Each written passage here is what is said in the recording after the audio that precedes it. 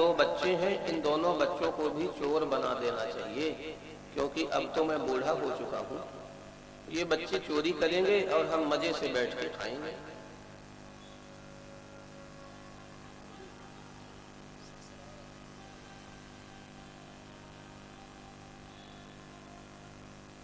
जब ते आई मान बड़ाई तब से किस्मत फूटी, स्वामी स्वामी रटने लागे लगन राम ते रूठी। ये मान, ये बड़ाई, ये सब विषय है। किसी की प्रशंसा करो तो भी और किसी को डांटो फटकारो तो भी संसार है। दुखालयम अशाश्वतम, ठीक है। तो बच्चे कुछ बड़े हो गए। अब पिता ने कहा देखो चोरी करते हो, बहुत अच्छी बात है, लेकिन सब करना पर सत्संग मत करना, क्योंकि सत्संग करोगे तो चोरी, अधर्म, अकर्म ये सब छूट जाएगा। इसलिए पिता ने कहा कि बच्चों सत्संग कभी मत करना, बाकी कुछ भी करते रहे। बोले ठीक है। अब राजा की नगरी में दोनों बच्चे इतने महान चोर हो गए, हाहाकार मच गया। कौन चोरी करता है? एक दिन राजा के मन में आया कि वे चोर बड़े शातिर हैं, उन चोरों को पकड़ना बहुत कठिन है, बड़ा मुश्किल है। तो राजा की नगरी में एक वैश्या रहती थी। गायन वादन नृत्य का काम उसके यहाँ होता था, और वैश्याओं के यहाँ ऐसे लोग ही जाते हैं जो लंपट होते हैं, चोर होते हैं, डाका डालते हैं, अन्याय का धन अर्जित करते हैं। तो राजा को लगा कि ये काम वैश्या को सौंप देना चाहिए। तो राजा ने वैश्या को बुलाया और बुला करके कहा, देवी हमारे नगरी में न जाने कहां से कोई चोर आ पहुंचा है। पहले तो कभी भी चोरी नहीं होती थी, लेकिन अब हमारी नगरी में बहुत उत्पात होने लगे हैं। यदि उन चोरों को तुम पकड़ लो, हमारे हवाले कर दो, तो हम तुम्हें अपना आधा राज्य दे देंगे। वैश्या ने कहा बहुत अच्छा है। तो उन चोरों को पकड़ने के लिए उस गणिका ने, उस वैश्या ने एक बूढ़ी महिला का रूप धारण करके, बूढ़ी स्त्री का, बुढ़िया का रूप धारण करके, और सभी नगरी में जाती है, गांव में जाती है पता लगाने के लिए। उसी समय चोर का जो छोटा बेटा था वो राजा के ऊंट की ही चोरी कर लेता है। राजा का ऊंट बंधा था और ऊंट की चोरी करके अपने पिता के पास आता है। तो पिता तो बड़े भयभीत हो गए, ये तो राजा जी का ऊंट है। बच्चे तुमने तो बहुत गलत काम कर दिया, अब हम सब मर जाएंगे। राजा के हाथों यदि लगेंगे तो राजा तो सूली में चढ़ा देगा। ठीक है, अब इसी ऊंट को मार करके और थोड़ा थोड़ा खाना, अब चोरी मत करना। बोले ठीक है।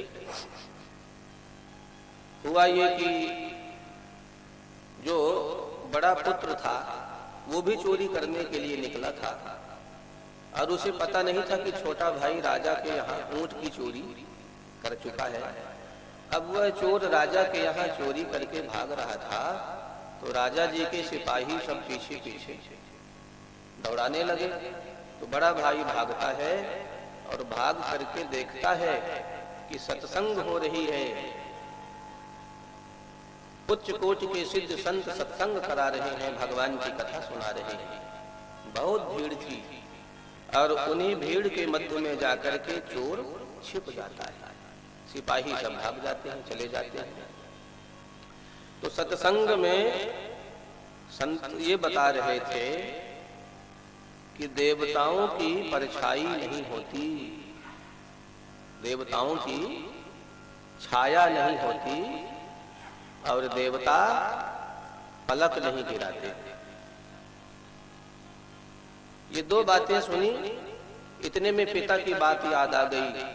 पिताजी ने कहा था कि सब करना पर कभी सत्संग मत करना।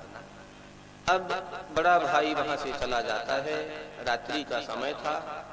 अब ऊंट को मारते हैं, ऊंट को बनाते हैं, खाते हैं।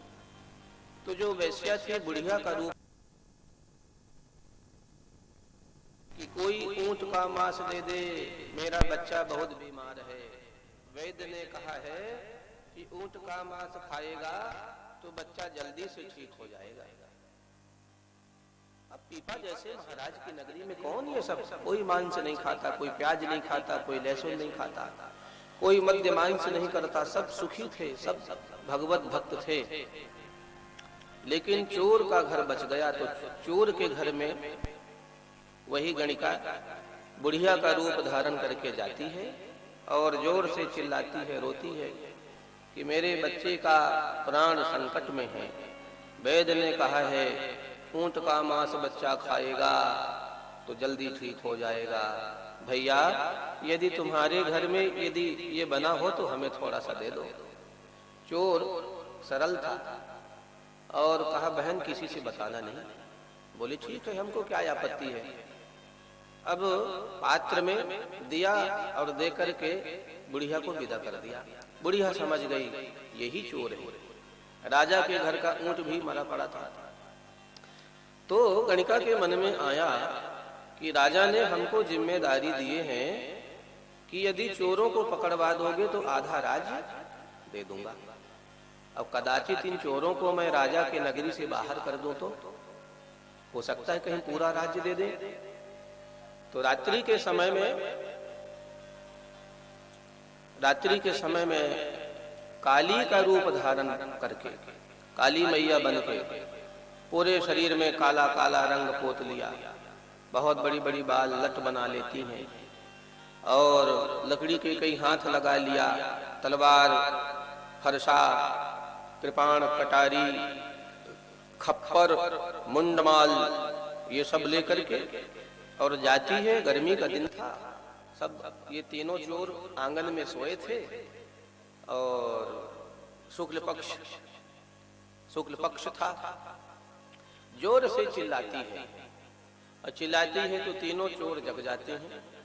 नींद खुली तो काली को पाया, सब चरणों में विनती करने लगे, हे भगवान, हे मैया हमें क्षमा कर दो। तो बुढ़िया ने कहा क्यों रे, चोरी करते हो? बोले हाँ। किसके किसके घर में क्या क्या चोरी किया, सब ला करके हमारे चरणों में समर्पित करो।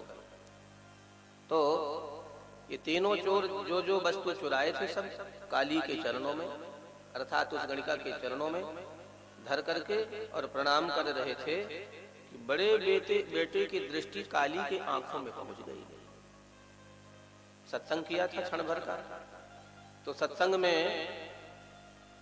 में सुना था कि देवताओं की परछाई नहीं होती और देवता पलक नहीं गिराते। अब उसने आंखों को देखा तो ये काली मैया पलक भी गिरा रही थी